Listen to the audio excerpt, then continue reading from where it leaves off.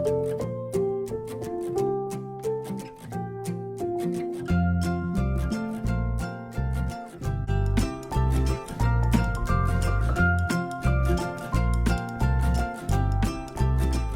ปแม่งว่าได้หลายๆดอกละ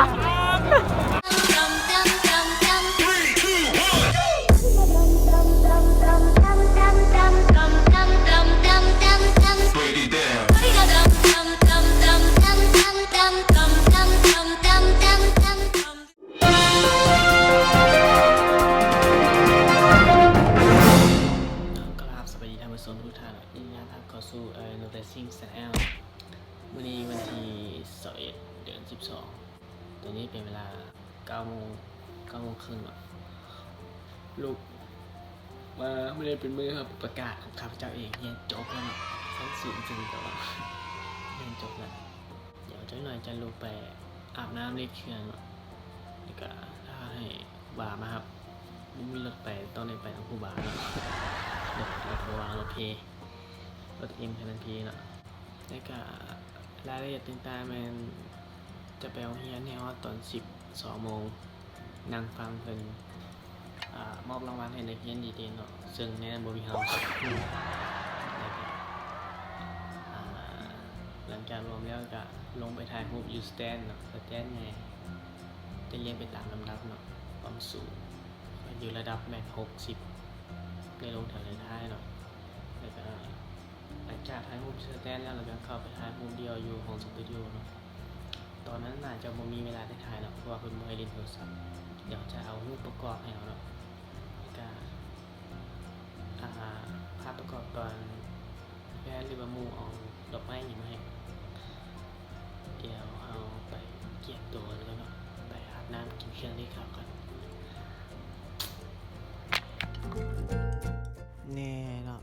เนี่ยเครื่องอย่างเขาก็ได้รีดไว้ละรีดแล้วเรียบร้อยละหมวกยังก็เกียร์ไม่ท่าแล้วนะหมวกกันน็อกถุงมือกล้องยังใช้เกียร์ไม่ท่าแล้วรถเสือกเพโอได้ให้ครูบาไปครับได้ให้ครูบามาหับเพียงซะจะเป็นสเวลเทวาเป็นถือมือเสือยังก็รีดคักแน่ในโถนิทายครบรถเพเดี๋ยวเขาไปกินข้าวก่อนน่ายังไปอาบอันนี้กินข้าวก่อนแล้วค่อยอาบน้ำซะไปกันเลยกินข้าวโอเคเราหลังจากรีบเครื่องแล้วเมื่อกี้นี่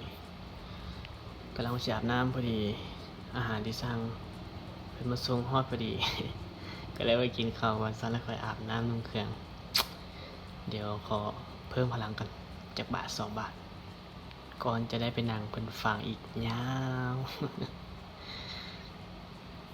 นี่เนาะข้าวมันไก่กับเป๊ปซี่ไก่ทอดเนาะแต่ว่าเจล ปกติเป็นให้ซอสหวานมาให้วันนี้เป็นยังไม่เป็นลงเป็นซอสส้มแก้วส้มมันคือสิบแซ่บไปเลยแต่ก็ต้องกินแล้วเดี๋ยวขออนุญาตกินอาหารก่อนแล้วก็เบิ่งเราไปเบิ่งบาทห้องโรงเรียนหรือว่าบาทโรงเรียนแล้วเนาะไปกันเลยเอเล่มุนเอเล่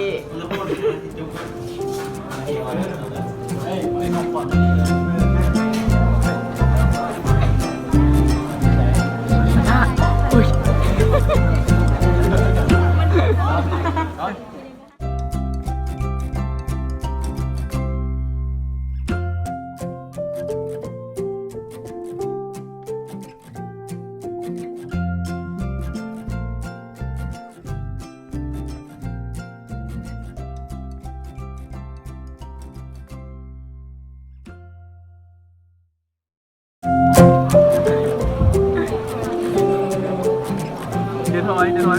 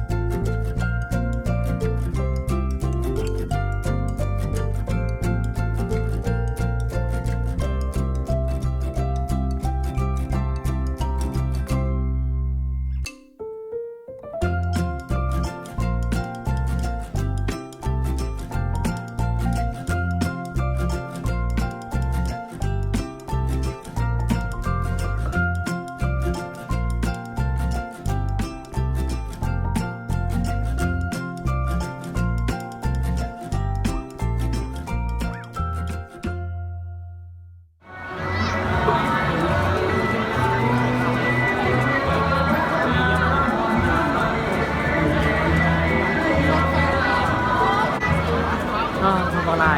มาดวงหาตัวเดียว เจ้าเก่าไรเก่าไร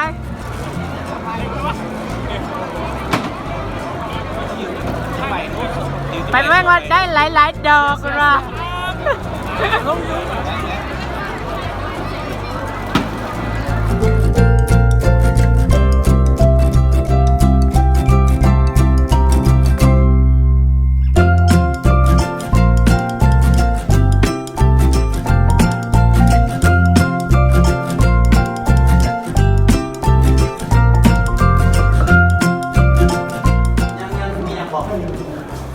ถ่ายถ่ายรูป319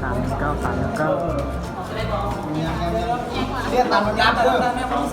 เรียนตามลำดับไปเรียนพายุบอลกันดิ โอเคมาห้อนี้แล้วก็บ่มีหยังเนาะหลังจากถ่ายรูปเดียวแล้วก็พากันแยกย้ายกันกลับไปเนาะจบไปแล้วก็หมู่ผู้ใดก็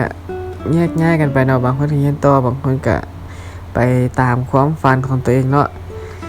อันนี้เขาจะเฮ็ดวิดีโอไว้เป็นภาพความทรงจำเนาะรูปหมู่อาจจะบ่มีประกอบหลายปานใดต้องขอโทษขออภัยหลายๆเนาะเพราะว่ายังบ่มีรูปหมู่เก็บไว้เนาะยังไว้ถ่ายรถมาเถอะเนาะแต่ยังจะสั่งสรรค์กันย้อนหลังอยู่เนาะเป็นจังได๋ก็ขอให้หมู่ทุกคนที่เรียนนํกันมาได้ปีนี้ฮอดปี3ขอให้ได้เวียกงานที่ดีแล้วก็ประสบผลสำเร็จในหน้าที่เวียกงานเนาะแล้วก็เป็นจังได๋ก็อย่าลืมกันเด้อเนาะถ้าผู้ใดได้เบิ่งคลิปนี้ก็ฝากกดไลค์กดแชร์กดติดตามให้ด้วยเนาะ ขอบใจแล้วเนาะหมู่ครูที่อยู่โฮมเรียนนํกันมาตลอดมาเนาะมื้อนี้แอลซิงก็ต้องขอลาไปก่อนเนาะ